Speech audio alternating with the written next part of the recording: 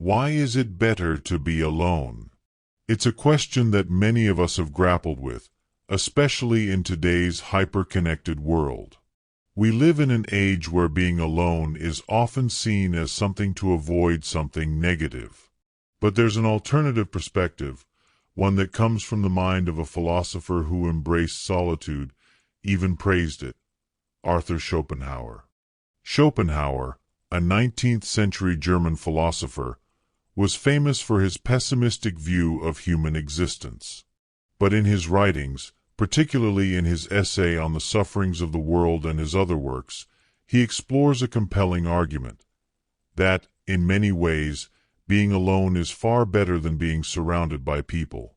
Today, we'll explore why Schopenhauer believed that solitude is often the best path to peace and contentment. Let's start by acknowledging the pressure we often feel to be social. In a world where social media and constant connectivity are at the forefront, we're constantly encouraged to surround ourselves with people. Whether it's at work, at parties, or through digital channels, the expectation is clear: more connection equals more happiness.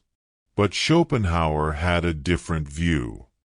He believed that human nature is filled with suffering, and the root of much of this suffering comes from our relationships with others. Not only does interacting with people often lead to frustration and disappointment, but Schopenhauer also warned that being around others exposes us to their desires, needs, and ultimately, their problems. In Schopenhauer's view, solitude is a refuge from the endless demands of society and the constant expectations others place upon us. Alone, we are free from the judgments and opinions of others. We are free to be ourselves without the need to please, impress, or fit into a particular mold. Take a moment and think about it. How often do we feel burdened by other people's expectations? How much of our time is spent trying to please others, to be something we're not, just to fit in? Schopenhauer argued that this is a constant source of stress and dissatisfaction. In solitude, we shed this weight. We have the chance to reconnect with our true selves, to reflect, and simply be. Schopenhauer also believed that solitude nurtures our inner life. It allows us to cultivate our intellectual and creative capacities.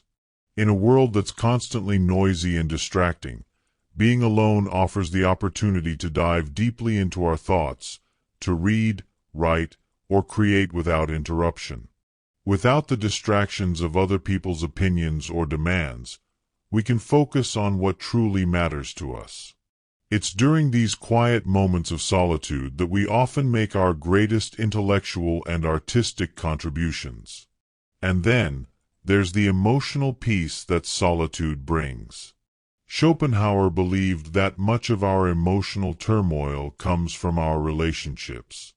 The more we depend on others for happiness, the more vulnerable we become.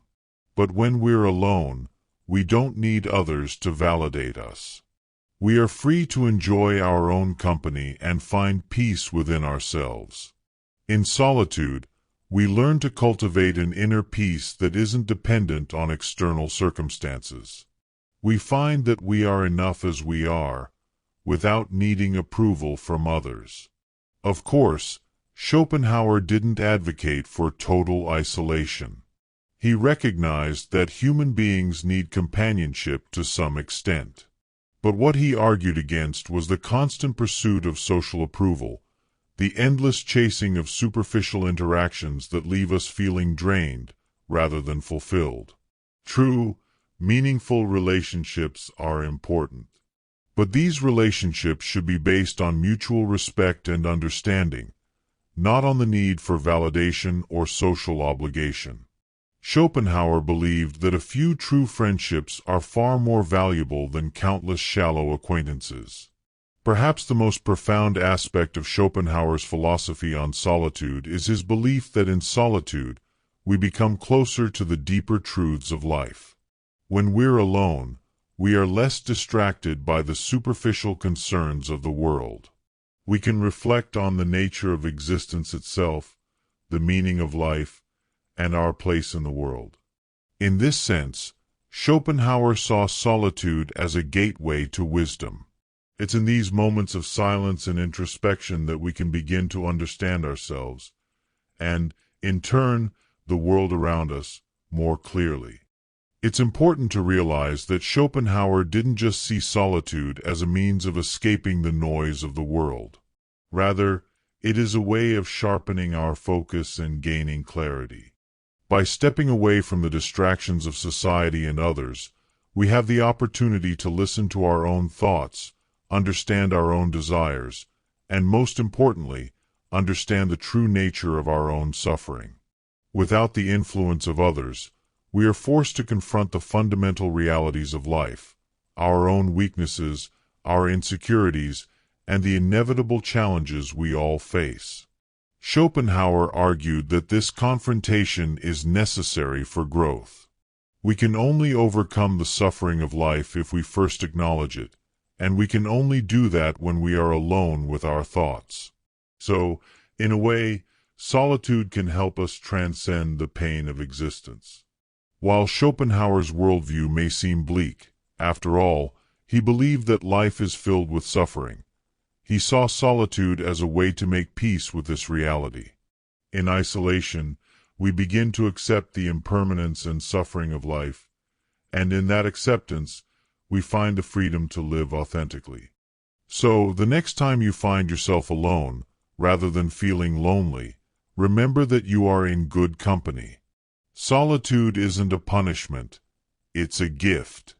As Schopenhauer suggests, it's an opportunity to live authentically, to reflect, and to connect with our deeper selves.